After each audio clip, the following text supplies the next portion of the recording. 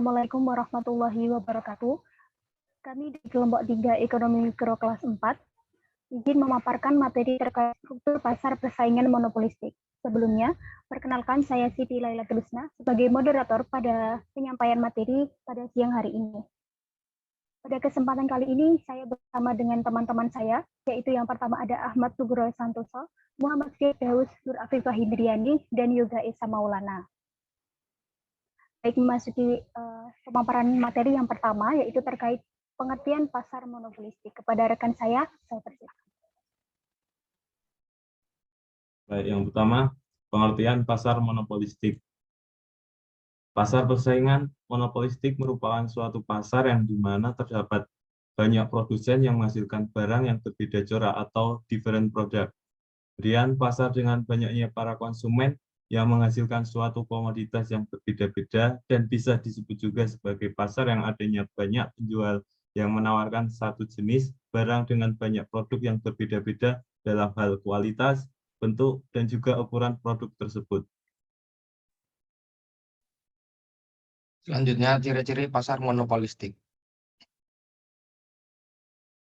Yang pertama, memiliki banyak penjual. Kemudian barang yang dijual berbeda corak ragam. Produsen dapat menentukan harga. Diperlakukan promosi yang aktif. Terdapat diferensiasi produk.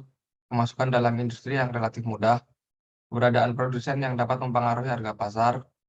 Produsen bisa keluar masuk pasar secara bebas. Perusahaan memiliki sedikit kekuasaan dalam mempengaruhi harga.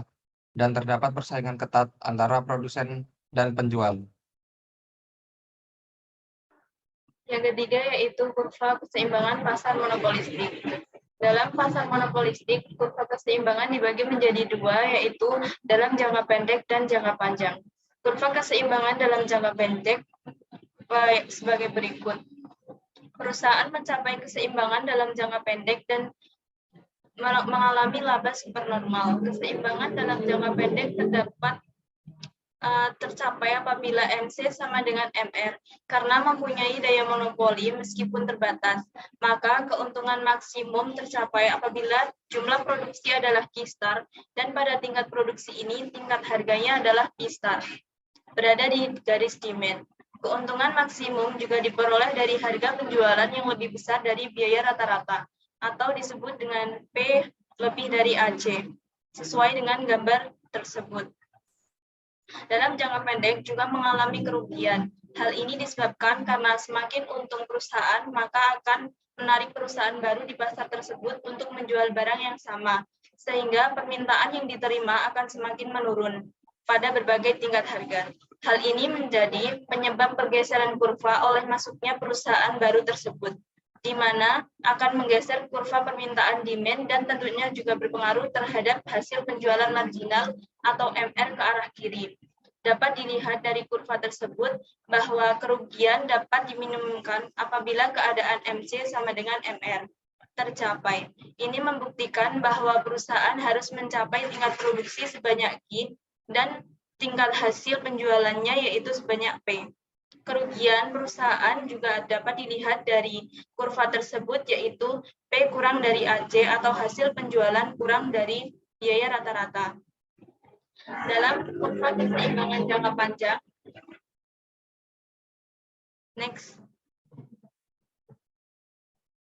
dalam kurva keseimbangan jangka panjang, seperti halnya dalam perusahaan pasar persaingan sempurna, dalam pasar persaingan monopolistik, setiap perusahaan hanya mendapatkan keuntungan normal dan dapat dilihat dari gambar tersebut bahwa keseimbangan perusahaan pasar monopolistik di dalam jangka panjang produksi berjumlah Q dan pada tingkat produksi ini tingkat harganya adalah P.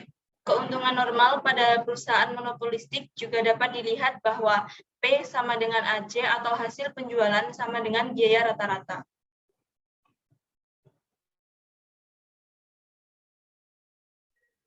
Yang selanjutnya adalah terkait kelebihan dan kelemahan pasar monopolistik. Kelebihan pasar monopolistik yang pertama yaitu banyaknya produsen di pasar memberikan keuntungan bagi konsumen untuk dapat memilih produk terbaik yang akan dibelinya. Yang kedua, ada kebebasan keluar masuk bagi brand, mendorong produsen untuk selalu melakukan inovasi dalam menghasilkan produk.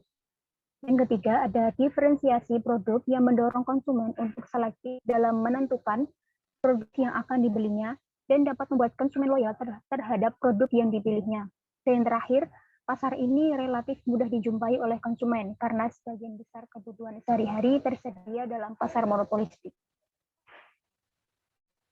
Yang selanjutnya ada kelemahan dari pasar monopolistik ini sendiri, yaitu pasar monopolistik memiliki tingkat persaingan yang tinggi, baik dari segi harga, kualitas, maupun pelayanan, sehingga produsen yang tidak memiliki modal dan pengalaman yang cukup akan cepat keluar dari pasar. Yang kedua, ada dibutuhkan modal yang cukup besar untuk masuk ke dalam pasar monopolistik karena permainan pasar di dalamnya memiliki skala ekonomis yang cukup tinggi. Dan terakhir, pasar ini mendorong produsen untuk selalu berinovasi sehingga akan meningkatkan produksi yang akan berimbas pada harga produk yang harus dibayarkan oleh konsumen.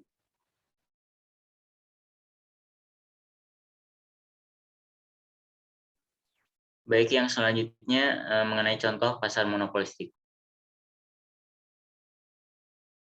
Baik, di sini diperlihatkan ada gambar contoh pasar monopolistik, yaitu berupa minuman Coca-Cola, kemudian Sprite, kemudian ada juga Fanta.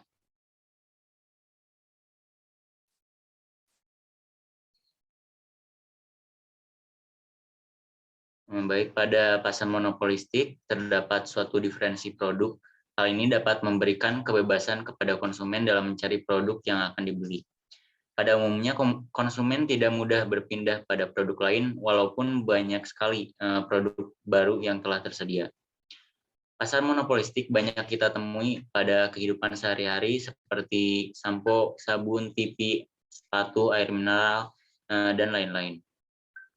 Pada pasar air mineral, ada banyak produsen yang memproduksi air mineral seperti Aqua, Fit, Le Mineral, Prima, ataupun Nestle.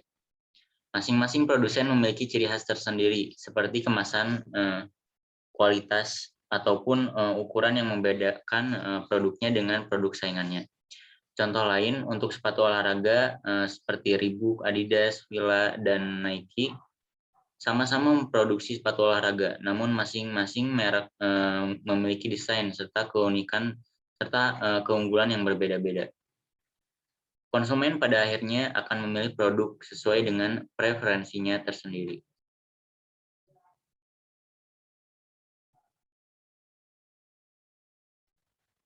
Bagian selanjutnya ada contoh kasus di pasar monopolistik.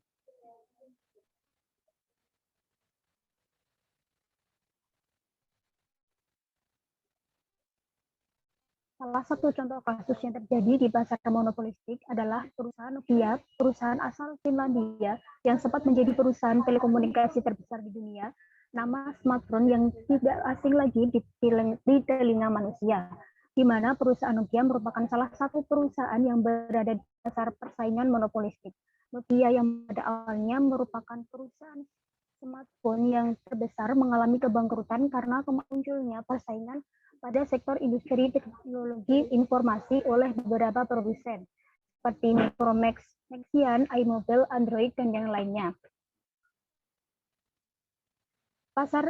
Persaingan ini menggeser kedudukan perusahaan Nokia. Dapat dilihat dari perusahaan Nokia yang mengalami keuntungan maksimum atau yang disebut juga laba supernormal, di mana hal ini menyebabkan adanya kerugian yang disebabkan karena semakin untung perusahaan Nokia, maka menarik perusahaan-perusahaan baru untuk menjual hal serupa, sehingga permintaan yang diterima oleh perusahaan Nokia semakin menurun karena banyaknya perusahaan yang menjual barang serupa dengan berbagai keunikan dan kualitasnya.